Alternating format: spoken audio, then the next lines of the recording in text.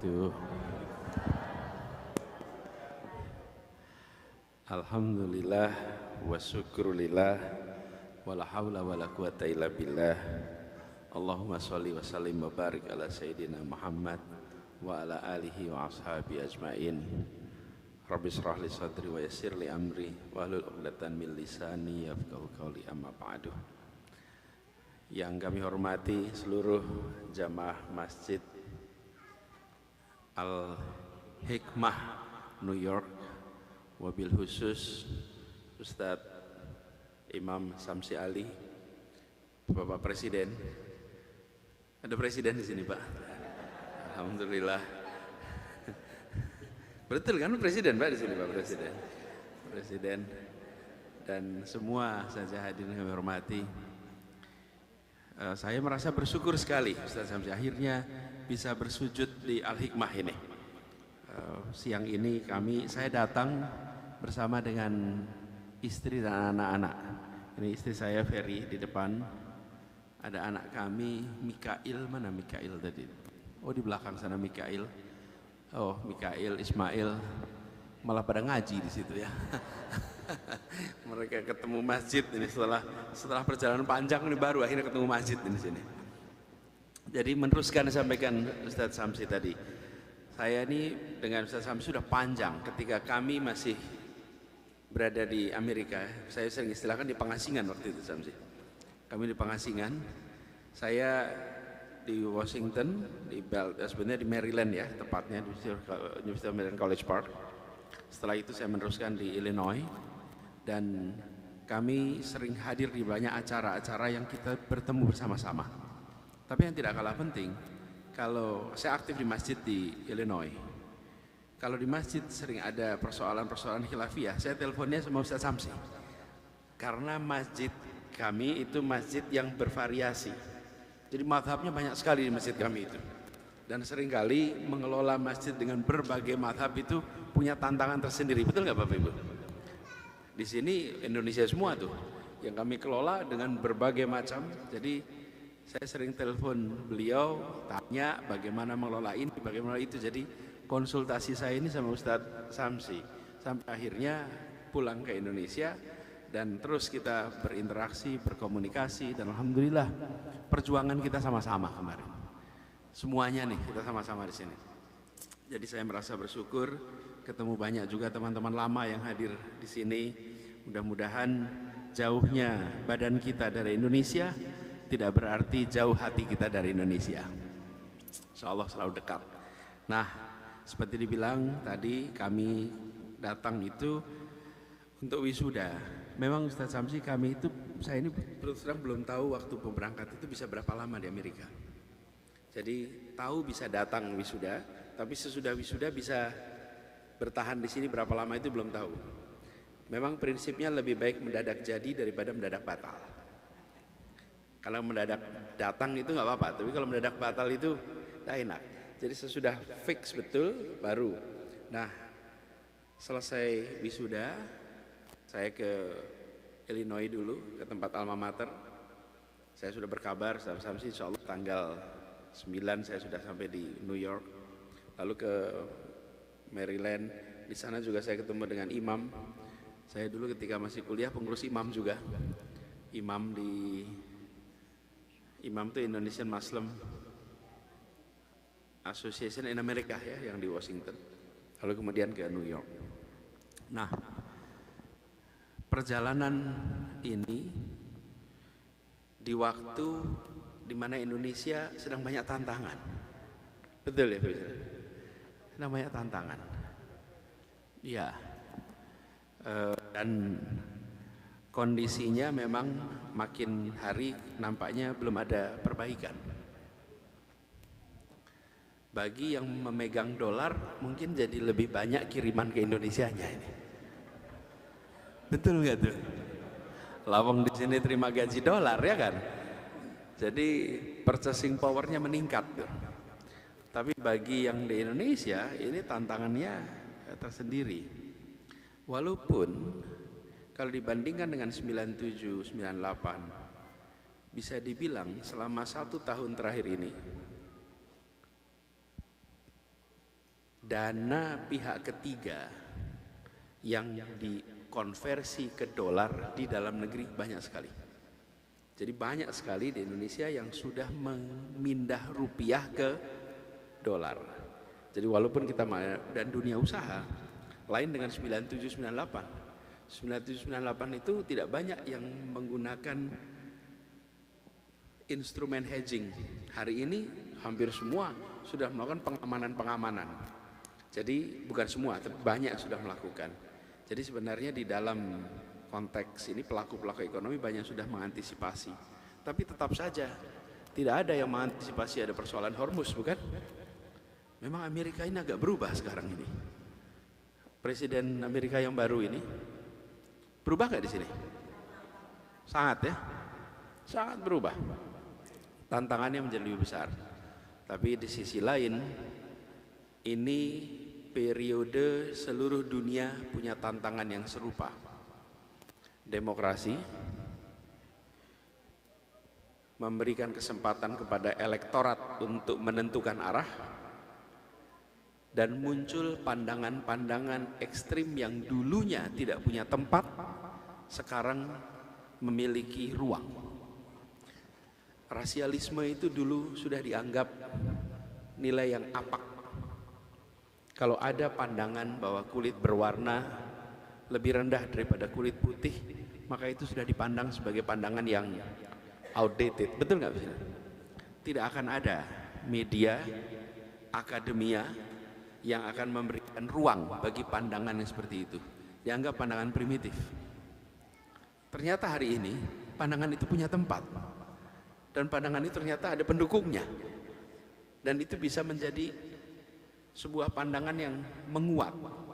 Jadi kami melihat hari-hari ini, bukan hari-hari ini saja, tapi tahun-tahun ini adalah periode persimpangan jalan bagi perjalanan bukan hanya 1-2 negara, tapi seluruh dunia di dalam melihat nilai-nilai dasar kemanusiaan modern. Sesuatu yang selama 70 tahun terakhir ini kita tidak merasakan itu sebagai persoalan. Di akhir Perang Dunia Kedua, pada waktu itu ide tentang rasialisme dan lain-lain tergusur, tapi sekarang itu muncul lagi. Jadi bukan hanya kita di Indonesia yang sedang mengalami tantangan demokrasi, saya rasa di Amerika juga sekarang sedang mengalami tantangan terhadap nilai demokrasi. Nah, ini ujian. Insya Allah mereka-mereka yang menjaga kewarasan akan menang dalam perjuangan ini. Nah, saya dalam kesempatan ini ingin juga banyak mendengar teman-teman yang berjuang jauh dari tanah air. Berada jauh dari Indonesia sesungguhnya sebuah kesempatan yang unik. Saya pernah menjadi seperti teman-teman juga, Bapak Ibu semua di sini.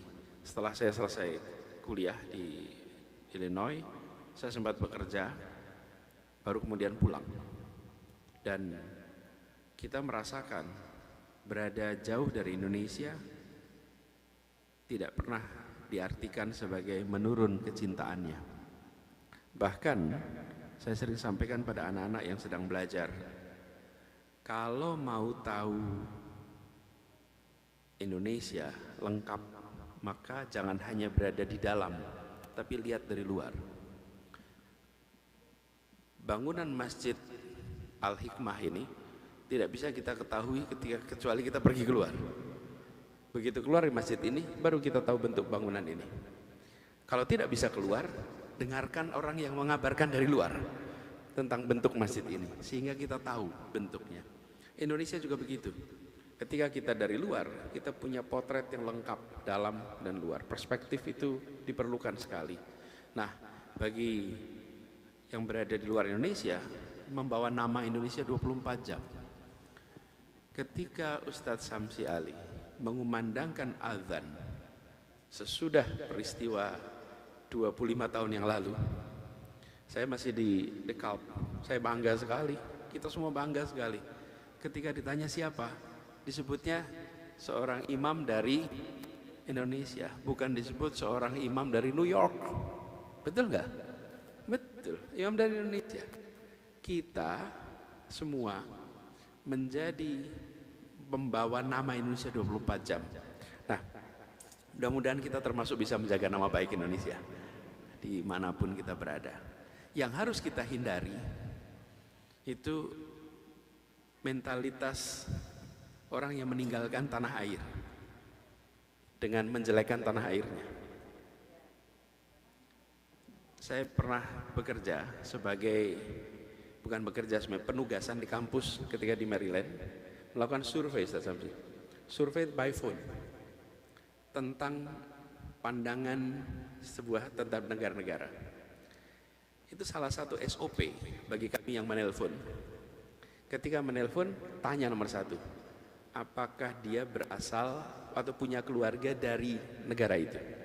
Apakah dia imigran dari negara itu?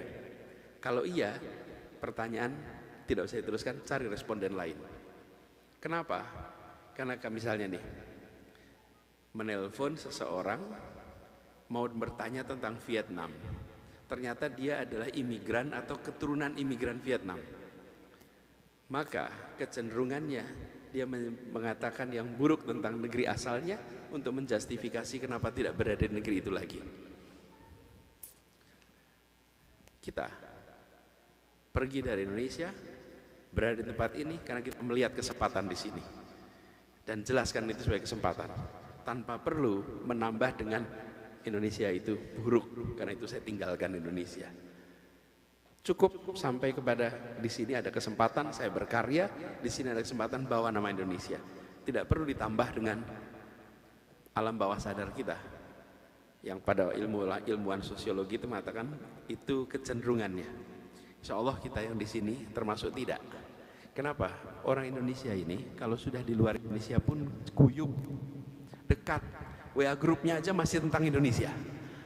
Betul nggak nih? Facebooknya Indonesia, Instagramnya Indonesia. Iya, bahasanya Jawa. Yang dari Jawa tuh mas. Jadi bahasa masih kita. Jadi saya rasa itu harus kita jaga, kita pertahankan. Bagaimana dengan Indonesia ke depan? Ibu sekalian, yang perjuangan kita di Indonesia itu perjuangan untuk menjaga agar kesetaraan kesempatan, kesejahteraan merata itu terjadi. Dan kami mengkhawatirkan selama beberapa waktu terakhir ini konsentrasinya bukan itu. Konsentrasinya bukan itu. Jawa dan pulau-pulau di luar Jawa, gap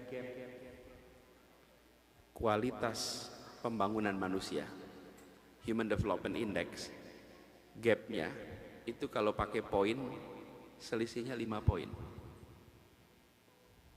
antara di Jawa dan luar Jawa. Tapi 5 poin itu kalau mau diraih perlu waktunya 10 tahun. Jadi saya sering bilang jangan bandingkan Human Development Index pakai poin, tapi pakai berapa lama itu bisa dicapai. 5 poin itu dicapainya dalam waktu 10 tahun. Jadi gapnya adalah 10 tahun. New York maju, kota-kota besar Amerika maju, tetapi gap kualitas manusianya antara di sini dan di Ithaca misalnya, insya Allah nggak sampai 10 tahun. Ini PR terbesar kita. Ketidaksetaraan di mana-mana hanya bisa dibereskan pakai tangan negara. Tidak bisa membereskan ketimpangan pakai tangan swasta, tidak bisa. Harus pakai tangan negara. Karena itulah penting kita untuk membangun merata. Jangan hanya membangun satu kota di Kalimantan, tidak akan cukup. Satu kota Kalimantan tidak cukup. Yang harus dibangun, waktu itu kami merencanakan upgrade 40 kota di Indonesia. Dan 40 kotanya di mana? Terutama kota-kota yang menjadi hub logistik, hub pergerakan orang, supaya multiplier efeknya besar.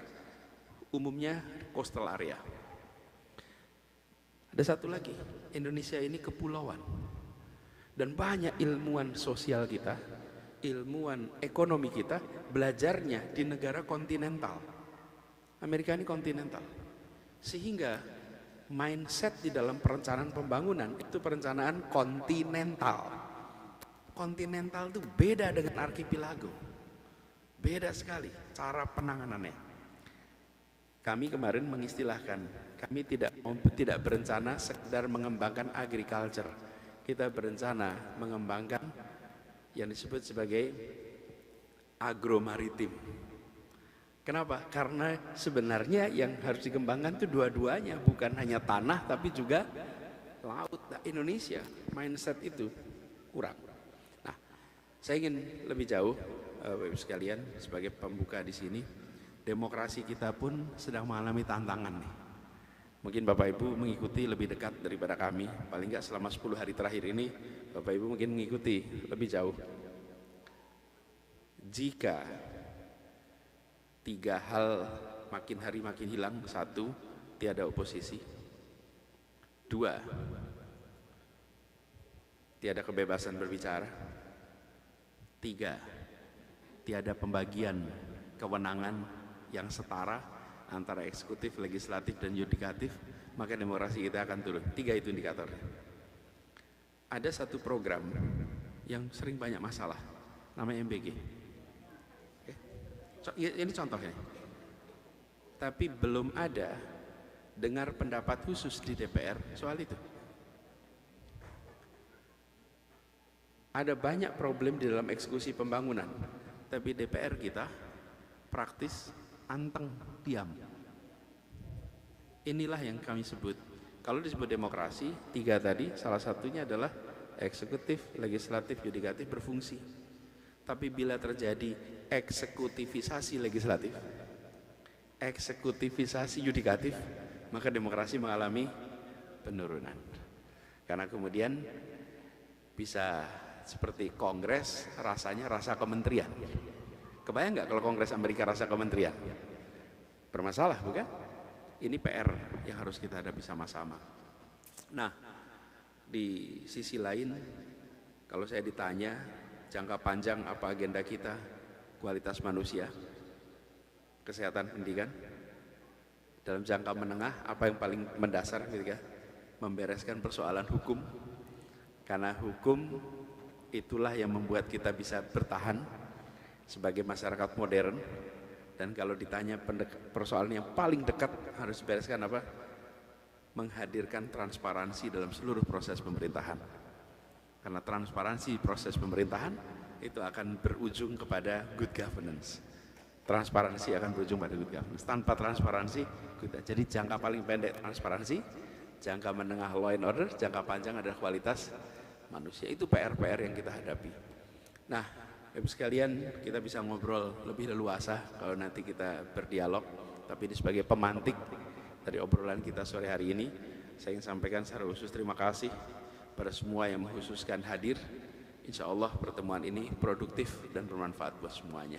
Demikian pengantar dari saya. Assalamualaikum warahmatullahi wabarakatuh. Boleh kita takbir? Takbir. Takbir. Takbir.